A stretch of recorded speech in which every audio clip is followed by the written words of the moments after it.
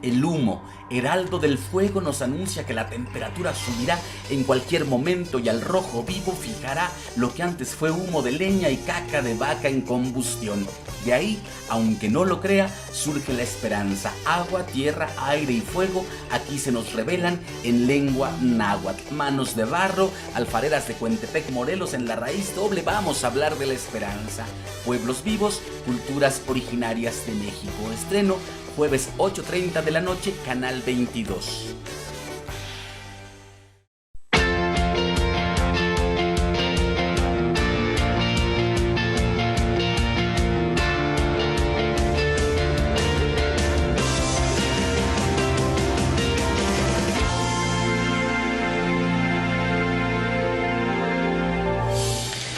Buenas noches, bienvenidas, bienvenidos, gracias por estar de nuevo en este programa y gracias a nuestro invitado que aceptó nuestra convocatoria. Gustavo Duncan es un politólogo que ha estudiado en diferentes espacios universitarios, no solamente ingeniería industrial, que me llama la atención tu perfil profesional también, sí. No, sino estás en el tema de la ciencia política en la Universidad de los Andes y otras cosas que forman parte de tu formación académica, que has puesto al servicio de una investigación muy importante que tiene que ver con México y con Colombia, que tiene que ver con la actividad del narcotráfico y la actividad política, la política y el narcotráfico, y estos ejes que tú identificas a partir de un título más que sugerente, Más que plata o plomo. Más que plata o plomo es el título de este tema que se publica en Debate y que habla precisamente que presenta el análisis del narcotráfico desde la perspectiva política, efectivamente. Bienvenido y gracias por estar aquí. No, muchas gracias, Carmen, por esta invitación. Gustavo, cuéntame de qué está hecho Más que plata o plomo. El título del libro apunta a concebir el poder del narcotráfico de algo más que su capacidad de amenazar o de corromper. Y es el hecho que los narcotraficantes en Colombia y en México gobiernan largos pedazos de la sociedad. Incluso esa es la gran diferencia de cuando un narcotraficante corrompe a las autoridades de Estados Unidos que cuando corrompe las autoridades en Colombia y México. En Estados Unidos corrompen las autoridades, pero solo para que los dejen traficar con drogas o para salir de la cárcel. En Colombia y en México, cuando los narcotraficantes corrompen al Estado y a las autoridades, las corrompen para que los dejen gobernar un gran sector de la sociedad. Y ese es realmente lo preocupante, es más que la plata o el plomo. No solo se trafica drogas, sino se gobierna desde el narcotráfico en Colombia y México. Claro, y de hecho el gran problema de las guerras del narcotráfico, la razón por la que son tan sangrientas, es que cuando un cartel se enfrenta a otro cartel, se están enfrentando por el derecho a gobernar una parte de la población. Solo gobernando una parte de la población se puede controlar el tráfico de drogas. Obviamente las cantidades de muertos son abrumadoras. Esa es la razón por la cual en Estados Unidos no hay esta espiral de violencia enorme y en Colombia y México sí. Claro, cuando hay guerras del narcotráfico, como cuando ocurrió en Miami-Dade a principios de los 80, con los Cocaine Cowboys, las muertes llegaron a 600 al año. En Medellín, en la época de Pablo Escobar, que fue una guerra ya contra el Estado, eran más de 6.000 al año. Es decir, 10 veces más, y en poblaciones relativamente similares. En Ciudad Juárez mataban cientos y tantos personas al año, casi 200, y de repente llegó la guerra por el control de la ciudad y los homicidios ascendieron a 3.000 en un año. La violencia, entonces, lo que está detrás de la violencia, entonces, es la disputa por el gobierno de pedazos de la sociedad. Claro, porque solo, es decir, en regiones periféricas o en regiones intermedias en que gobiernan junto al Estado, para poder mantener el derecho del control del tráfico de drogas, es necesario gobernar también a la sociedad. Es decir, no puede aislarse lo uno de lo otro. Gobernar amplios espacios de la sociedad. Medianos, depende, por ejemplo. ¿Cuánto ha tomado el narcotráfico? Digámoslo de esta forma, Gustavo, ¿qué porciones del Estado o de la autoridad ha tomado el narcotráfico para ejercer acciones de gobierno? Pongámoslo, es decir, para ponerlo de manera muy gráfica, es decir, si no va a la sierra de Sinaloa, el control del Estado llega hasta la carretera pavimentada. Es decir, ahí lo divide el control entre el cartel de Sinaloa y la policía del Estado. Es una autoridad compartida. Se sale de esa carretera pavimentada, inmediatamente se entra en un territorio que es controlado por el cartel. Y es controlado en el sentido que el cartel ejerce las funciones de gobierno, cobra impuestos, vigila como una policía y administra justicia. Ahora, quien quiera quitarle ese territorio al cartel, tiene que entrar y asumir esas mismas funciones, porque si no la población entera va a apoyar al cartel que está allí, que es el cartel de Sinaloa. A ver, ¿qué pasa con las poblaciones? Hay, no digo aceptación porque sería muy fuerte decirlo así, pero hay ¿qué? Hay legitimidad porque están resolviendo toda una serie de demandas sociales. ¿Le pondrías legitimidad? ¿Es Pues la palabra? ellos le están incluyendo en el mercado y le están dando una oportunidad de acceder al poder. Es decir, uno no puede olvidarse. Pero como si fuera consensuado por la sociedad. Digamos que en términos de ciencia política un poco generales, podríamos decir que las probabilidades de generar disidencia son nulas. Pero por temor. Puede No ser por parte por no temor, por pero consenso. también hay parte de consenso, también parte de convencimiento. Convencimiento. En algunos casos se han encontrado que cuando las autoridades van a capturar un jefe, las mismas poblaciones entorpecen la captura de ese jefe.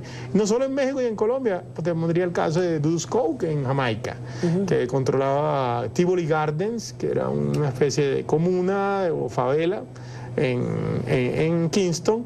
Cuando la autoridad fue a entrar a capturarlo, hubieron 60 muertos porque la sociedad misma opuso resistencia. Incluso mataron gente de la comunidad que no salió a defender a Dudus Coke. Hay elementos de legitimidad. Lo mismo pasó con Pablo Escobar. Pablo Escobar pudo hacer la guerra al Estado contra la segunda ciudad de Colombia porque controlaba unos barrios de Medellín a través de los bandidos. Es decir, un bandido de Escobar que era un general en el sentido en que poseía territorio en Medellín y disponía de la gente y del control de una comunidad entera. Bueno, me cuesta trabajo la palabra legitimidad. A lo mejor hay otra que... Es difícil, es muy difícil. Muy difícil la palabra legitimidad. A lo mejor legitimidad por criminales, imagínate. Exacto, a lo mejor hay otra palabra que describas porque parecería que la sociedad... Como aceptación. Como digamos. Aceptación o resignación. En algunos casos, es decir... Debe ser una mezcla de cosas. Digámoslo así. Pero legitimidad... Esto no se trata, para que nos cause tranquilidad, esto no se trata de una guerra por los corazones y las mentes de la población. Es una guerra por sus hígados y sus tripas. Así literalmente. Literalmente. Hígados y tripas se trata de esto. Sin duda, es una guerra llena de oprobio, violencia y en algunos casos acepta por pura resignación, sin duda. Pero en otros casos hay ciertos procesos de concertación, de legitimidad.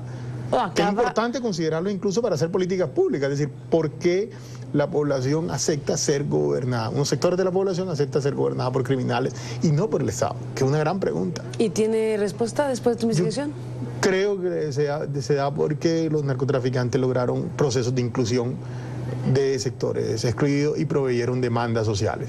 En esencia, el narcotráfico no necesitó ninguna gran ideología, simplemente llegó el mercado del mundo de masa globalizado, global, a zonas periféricas y marginales. Que el narcotráfico, al final, ¿qué es? Es la oportunidad de producir un medio de cambio valioso en los mercados mundiales desde regiones apartadas con muy baja acumulación de capital y pobre tecnología.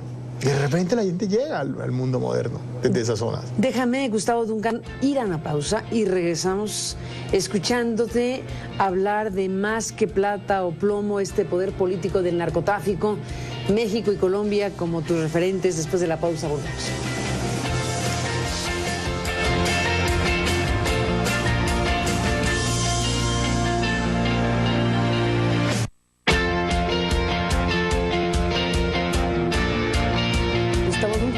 Al aire, estamos en la grabación. Bueno, a ver, el caso Pablo Escobar Gaviria, ya me dirás del Chapo Guzmán, que es tu referente simbólico y de liderazgo criminal, pero el caso Pablo Escobar Gaviria creo que encarna con mucha claridad eso que tú estás planteando, incluso la palabra que me cuesta, que es legitimidad, pero es esa construcción de apoyo, de consenso, de acompañamiento, de resignación, de todo junto a la vez, que hacen que un personaje como Escobar Gaviria efectivamente no fuera solo el capo de capos, sino el gobernante de la zona y el mandamás, en donde distribuía recursos, incluía posibilidades, daba empleos. Y daba oportunidad de poder. Y daba oportunidad de poder. Fíjate qué construcción de el liderazgo desde el crimen. Claro, es decir, Lo pondría en los siguientes términos de alguien que hizo la guerra. Oye, alguien que hizo la guerra con Escobar lo dijo de la siguiente forma: nosotros no íbamos a morir robando un banco. Pablo Escobar nos dio la oportunidad de morir declarándole la guerra al Estado. ¿Era la mejor opción? Simplemente había una gente que nunca hubiera podido acceder a algún tipo de poder. Los narcos dieron esa oportunidad a esos sectores criminales. De hecho, en la política le hubiera costado mucho trabajo porque no manejaban ni las habilidades retóricas, ni la oratoria, ni toda otra serie de elementos de educación, de capital cultural para poder hacerlo bien. Muchos movimientos sociales, sindicatos, partidos requieren eso de los participantes de la organización. En ese sentido, los más excluidos de la sociedad no van a tener oportunidad dentro de esas instituciones que tendrían un acceso más fácil al Estado. Bueno, entiendo que tu interés académico y de explicación del asunto para algunos podría sonar epidérmicamente a casi una apología del crimen. Sí, he tenido problemas con eso realmente, y no estoy haciendo ninguna apología, lo que estoy tratando de explicarlo. Es decir, ¿qué sucedió? Lo otro sería matar al mensajero. Mire, tenemos un grave problema en México y en Colombia, y para poder resolverlo tenemos que crear unas instituciones acordes a las demandas de inclusión de esos sectores que el narco logró incluir a su manera. Y comprender por qué estos personajes se convirtieron en personajes gobernantes de facto de grandes porciones de la sociedad. De grandes porciones, que incluso otros sectores aprovecharon, por ejemplo, la clase política. Mucha de la clase política de la periferia vio con recelo a los narcos porque le iban a usurpar su poder, pero eventualmente los narcos les dieron recursos y ellos pudieron acumular un poder que nunca antes hubieran soñado y pudieron ser influyentes en el nivel central. Uno conoce muchos casos de políticos en Colombia respaldados por el narcotráfico que se convirtieron en grandes electores y en actores decisivos para que el Ejecutivo Central pudiera gobernar, pudiera tramitar la reforma en el Congreso. Si no es por el narco, nunca hubieran podido llegar a ese poder. Lo mismo sucede en México. El caso colombiano creo que está, me parece, mucho mejor retratado incluso por la televisión y el cine y los libros y lo que ha sucedido en Colombia, de hablar de los asuntos en los últimos años con mucha amplitud. No tanto en México, me parece, que nos falta ese proceso y ese debate público tan amplio que Colombia ha tenido. En tu investigación, en tu libro, sí colocas al Chapo Guzmán a la par de Pablo Escobar Gaviria. No, la portada los pone juntos. Sí, claro, pero esa es la edición así mexicana, la edición colombiana solo está Pablo Escobar. A ver, explícame eso. ¿Esto es solo para vender libros en México o qué pasa? No, es decir, son personajes distintos, pero el Chapo Guzmán sí hay que reconocer que fue un personaje muy importante en el narcotráfico en México, porque es líder de un cartel, el cartel de Sinaloa en cierto momento de la historia, luego del traspaso de Félix Gallardo, de la caída de Carrillo. Y él se encarga de someter a las otras facciones de Sinaloa que habían conquistado otros territorios a lo largo de México, como los Arellano Félix, como los Carrillo en Juárez, e incluso alcanza a llegar hasta el Golfo, y luego que el Golfo se divide con los Zetas, se termina aliándose con el Golfo. Es decir, digamos que es el último gran capo. Ahorita eso de alguna manera no vemos a alguien que pueda concentrar tanto poder a lo largo del territorio mexicano. Eso no quiere decir que pueda cambiar. Ahora, también es diciente que México no haya producido tantos estudios porque la violencia ha sido muy reciente. Es decir, en Colombia tenemos que tener en cuenta que la gran violencia en los 80, luego en los 90 ya pasó cierto tiempo, entonces ha habido tiempo para poder hacer estudios al respecto. Eso habría que decirlo. Sí, y Colombia efectivamente en ese proceso tan dramático y fuerte, bueno, vio cosas que México no ha visto, aunque México ha visto cosas tremendas de violencia, pero asesinatos, atentados terroristas, claro. La organización criminal declarándole la guerra formalmente al Estado, claro. No se ha visto de esa manera en México. Pero bueno, el asesinato de Luis Carlos Galán, desde luego como ese gran punto de quiebre, entre otras cosas. Eso México no lo ha vivido y no sabemos si conduzca la situación actual a algo como Colombia. No pareciera incluso conducir hacia ella. No, porque pareciera como que alcanzó un pico y ahora está reduciéndose. Y la elección de México, a pesar de todos los defectos y todos los errores que se hizo en la guerra que se declara durante el gobierno de Calderón, de alguna manera les puso un límite a los narcos. Es decir, a mi modo de ver, era muy difícil evitar la guerra en la segunda mitad de la década del 2000. Es decir, alguien tenía que ir y frenar a los Zetas y frenar la expansión de los distintos carteles. Se frenó, quedaron todos los problemas de corrupción, todo lo que quieran, pero parece que México entra ya en un descenso del control del narco. Pero para comparar México y Colombia hay un elemento central, y la gran diferencia es que los narcos colombianos también tuvieron que enfrentarse a una guerrilla marxista con el interés y el objetivo político de la toma del poder central. Y en esa expansión, una de las primeras víctimas iban a ser los narcotraficantes de las zonas rurales. Ellos tuvieron que armar poderosos ejércitos paramilitares que luego se convertirían en los ejércitos de señores de la guerra de la autodefensa, con capacidad de disputar la guerrilla control territorial. Entonces aprendieron mucho más rápido que los mexicanos el control territorial y el oficio de la guerra. Entonces, esa es una gran diferencia con el caso mexicano. También contribuyó a establecer alianzas, porque se dice mucho que el narcotráfico ayudó a que la guerrilla adquiriera un poder que nunca hubiera tenido por los recursos que le dio. Pero tú también tienes que decir que el narcotráfico financió unos ejércitos paramilitares que ayudó a contener esa misma guerrilla. Entonces, unas por otras. Es una historia un poco más compleja la de Colombia, porque está atravesada por un conflicto civil. No es el caso de México, donde la insurgencia más grande que hay, la del comandante Marcos, que pues, es una guerrilla más simbólica, más mediática que real. Nunca ha sido una amenaza para los narcotraficantes. Distinto, desde luego, el panorama de los zapatistas respecto a las FARC o claro, otra cosa distinta. Ahora, respecto al poder político, tanto en Colombia como en México, y cómo toma el control de zonas importantes el crimen, el caso colombiano, bueno, si nos atenemos a estas historias que se cuentan de Pablo Escobar Gaviria, ¿es verdad que llegó a la desmesura de plantearse a sí mismo ser presidente de Colombia? Él ingresó en la política y quería ser presidente, pero estamos hablando a principios de los 80, antes de la guerra. Hay que situarlo en contexto. Es decir, él quería poder. Sin duda Pablo Escobar lo que quería era poder, y si lo dejaban él iba a alcanzar el poder. Él alcanzó a ser diputado, el equivalente sería la Cámara Baja en Colombia. Poder ya tenía, pero quería el poder formal. Claro, quería pues legitimarse, y poder político. Él tenía poder económico en un momento dado, y cierto poder militar dentro de las organizaciones criminales, pero luego quería el poder político. Logra llegar a la Cámara, pero él ya la clase política no lo iba a dejar. Ahora, Pablo Escobar en ese momento también era consciente que la mayoría de la clase política colombiana recibía recursos del narco, incluso las campañas presidenciales, eso está documentado. La del 82 recibió financiación del narcotráfico. Entonces lo que pensaba es, bueno, yo soy narcotraficante, pero los políticos también lo reciben, yo puedo llegar por las urnas también al poder. Hizo un mal cálculo y luego quiso llegar, ni siquiera llegar, sino quiso utilizar la guerra, pero ahí ya no, es decir, ya tan temprano como en el 84, Pablo Escobar sabe que él no va a ser presidente. Él sabe a lo máximo que él va a luchar por legitimar su carácter de narcotraficante, el derecho a traficar drogas como forma de poder social y económico. ¿En qué punto le declara la guerra al Estado colombiano? ¿Cuando los extraditables? Eso es largo. ¿O cuál es la verdadera historia?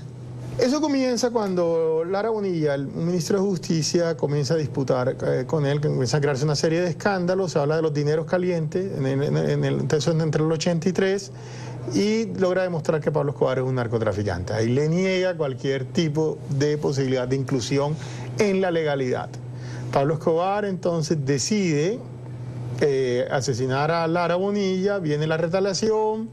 El presidente, que hasta ese entonces era opuesto a la extradición, por la presión tiene que permitir la extradición, volverla legal, y Pablo Escobar entonces lleva una guerra para abolir la extradición.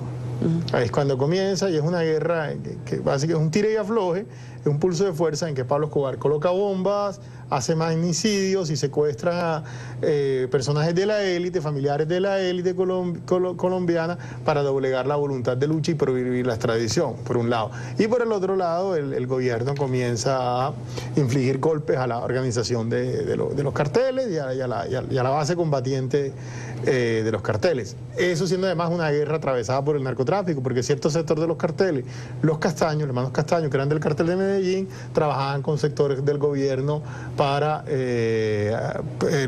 asesinar a gente cercana a la izquierda o políticos de izquierda, gente cercana a la guerrilla o políticos de izquierda en la legalidad, e incluso para respaldar los ejércitos paramilitares que luchaban contra la izquierda. Es una historia más compleja, pero en esencia fue la guerra de cómo Pablo Escobar doblega y lo logra doblegar al Estado con la Constitución del 91, que prohíbe la extradición.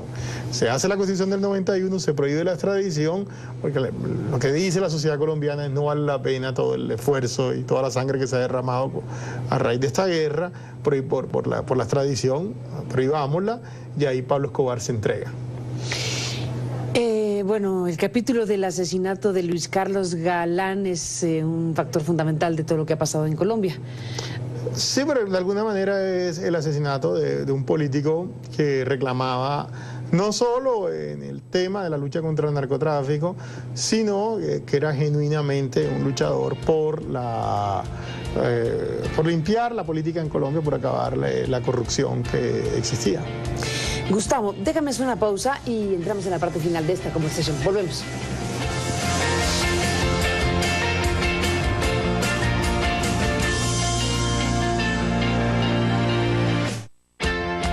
Bueno, Gustavo Duncan, regresamos en la parte final de este programa Más que Plata o Plomo. Volvemos en un instante.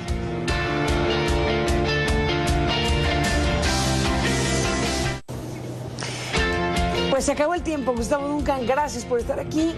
¿Con qué terminas este programa? Pues, casi no hablamos del Chapo Guzmán, pero ¿con qué terminas esta serie de informaciones y reflexiones? Creo que lo importante del aporte del libro es superar esa comprensión tan pobre que ha existido sobre el narcotráfico como un asunto puramente de criminales y verlo como una guerra en que está en juego las instituciones que gobiernan una parte de la población, lo que es muy distinto para Estados Unidos que para Colombia y México, mientras que para Estados Unidos el asunto es cómo evitar que una mercancía llegue a los usuarios finales. Para Colombia y México es evitar que quienes controlan el tráfico de esa mercancía gobiernen un pedazo de la sociedad y poner límites a ese gobierno de la sociedad. Ahora bien, existen muchos factores que entorpecen la capacidad del Estado como el mexicano y el colombiano para gobernar esos espacios periféricos de la sociedad, principalmente porque no es capaz de ofrecer lo que los narcos no ofrecen en términos de justicia, de vigilancia y de inclusión a oportunidades materiales. La solución está en realidad que el Estado cree nuevas instituciones más ágiles, más acordes para ese sector de la población que ha sido los grandes olvidados de sus instituciones. Pues ahí está, Gustavo Duncan, este eje principal de tu reflexión y tus informaciones publicadas precisamente en Más que Plata o Plomo. ¿Cuánto tiempo estuviste en México investigando para tu libro? Como 4 o 5 meses en 2 periodos, sí. Parte en el DF y otra parte en Sinaloa. También alcancé a estar en Monterrey. Sí. Bueno, pues está desde luego para revisarse el asunto y desde luego una invitación muy clara de tu parte para que hagamos esfuerzos de entender la complejidad de un fenómeno como el narcotráfico, como dices, más allá de lo binario de plata o plomo, claro, de la capacidad de cooptar o de corromper o de amenazar, que desde luego son componentes fundamentales, pero no únicamente que explican este fenómeno del narcotráfico en nuestros países. Gracias por estar aquí y conversarlo con CNN esta noche. No, muchas gracias a ti, Carmen. Gracias y hasta la próxima. Bienvenido a México y gracias a ustedes que nos permitieron acompañarles durante el programa. Pásela bien, buenas noches, hasta mañana.